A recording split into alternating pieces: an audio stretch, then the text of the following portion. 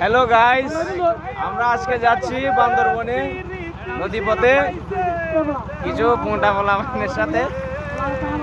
আপনারা সবাই দোয়া করবেন আমরা যাতে সুন্দরভাবে সুস্থভাবে ফিরে আসতে পারি এবং বান্দরবন সফরে আপনারা সবাই আমার সাথে থাকুন। থ্যাংক ইউ সো মাচ এবং দেখতে থাকুন আমাদের ব্লগ আর আমাদের সুন্দর সুন্দর ছেলেমেয়েদের গানগুলো শুনুন এবং উপভোগ করুন। এখন আমরা সবাই একটা গান ধরবো। চেনো না তবে চিনবে কেমন করে আমাকে,